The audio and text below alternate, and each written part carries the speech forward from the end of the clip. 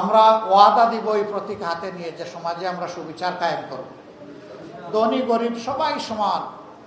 ধরে নেন যে আমাদের কেউ প্রধানমন্ত্রী হয়ে গেলেন, প্রেসিডেন্ট হয়ে গেলেন, তিনি অপরাধ করলে তাকেও আইনের আওতায় আনা হবে ইনশাআল্লাহ।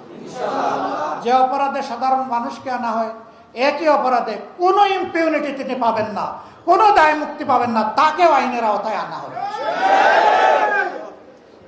তিনি যদি দোষী প্রমাণিত হন, তিনি শুধু রাষ্ট্রের দায়িত্ব হারাবেন না, তিনি একজন ধিক্কৃত ঘৃণিত মানুষ হিসাবে জাতির সামনে প্রমাণিত হবেন। এই যখন ন্যায় বিচারের ভিত্তি থাকবে, তখন অন্যায় করা কারোর পক্ষে অত সহজ হবে না। আমরা এই ন্যায় বিচারটা সবার জন্য নিশ্চিত করার পর আল্লাহ যেন তৌফিক দান করে। আমাদের চতুর্থ কমিটমেন্ট, আমরা আল্লাহ ছাড়া কারো কাছে মাথা নত করব না। দুনিয়ার সকল সভ্য দেশের সাথে আমাদের আন্তরিক সম্পর্ক থাকবে, আমাদের বন্ধুত্বপূর্ণ সম্পর্ক থাকবে, কিন্তু সেটা হবে পারস্পরিক শ্রদ্ধা এবং সমতার ভিত্তিতে। আমরা কারো আধিপত্য আমরা মেনে নিব না, কোনো হেজিমনি আমরা স্বীকার করব না।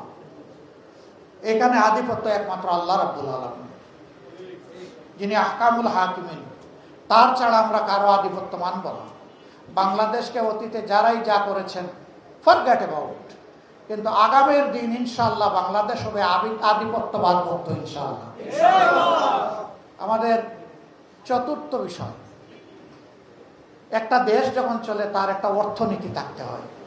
সেই অর্থনীতিতে ব্যাংক, বীমা, সেক্টর, কর্পোরেশন অনেক কিছু থাকবে। তার পাশাপাশি মিল, ফ্যাক্টরি, বিজনেস, ইন্ডাস্ট্রি থাকবে।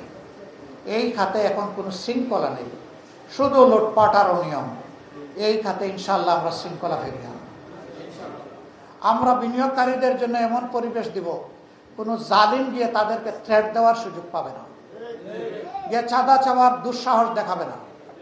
যদি সে দেখায় তার হাত অবশ করে দেওয়া হবে ইনশাআল্লাহ। সবাই ক্ষুদ্র দোকানি থেকে, মুদির দোকানি থেকে শুরু করে বৃহৎ শিল্প কারখানার মালিক যারা হবেন, তারা সম্মান এবং নিরাপত্তার সাথে তারা তাদের ব্যবসা পরিচালনা করবে।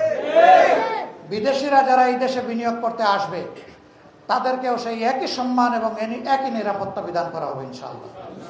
কারণ এখন বিশ্বে চলতে হলে পরস্পরের সহযোগিতা লাগবেই। আমাদের দেশ ছোট, মানুষ প্রচুর। এই দেশটা উৎপাদনের জন্য খুবই উর্বর একটা জায়গা, উপযুক্ত একটা জায়গা। শুধুমাত্র দুষ্ট রাজনীতির কারণে বিদেশ থেকে মানুষগুলো এখানে এসে বিনিয়োগ করার সাহস পায় না। আমরা এই দুষ্ট রাজনীতির পুরা চরকা ঘুরিয়ে দিতে চাই ইনশাআল্লাহ। এইভাবে একটা স্বচ্ছ সমাজ কায়েম করা আমাদের অঙ্গীকার। আর অনেকগুলো অঙ্গীকার আমাদের আছে। অনেকে যখন বিভিন্ন জায়গায় যায় তখন বলে যে আমাদের একটা খেলার মাঠ নাই, একটা পার্ক নাই, এই ড্রেনটা এইভাবে মজে পচে দুর্গন্ধময় হয়ে গেছে, এটা দেখার কেউ নাই, সড়ক ভেঙে টুকরা টুকরা হয়ে আছে, এটা রিপেয়ার করার কেউ নাই, আপনারা মেহরবানি করে একটু দেখবেন। কিসের মেহরবানি রে ভাই? আপনার মূল্যবান ভোটের আমানত যে নিবে, যে কবুল করবে, এটা মেহরবানির ব্যাপার নয়, এটা তার চৌকিদারের ব্যাপার। এ দায়িত্ব তাকে পালন করতে হবে। এই দায়িত্ব পালন করার মানসিকতা যার নাই, জনগণের ভোট চাওয়ার অধিকার তার নাই। মেহরবানি কেন? এটা আপনার ডিউটি। আপনি কোনো চাকরিতে যখন নিয়োজিত হন, 8 ঘন্টা আপনাকে যেভাবে ডিউটি করতে হয়, জনগণের ভোট পেয়ে আপনি জনপ্রতিনিধি নিয়োজিত হয়েছেন, আপনাকে ঠিক সেইভাবেই ডিউটি করতে হবে।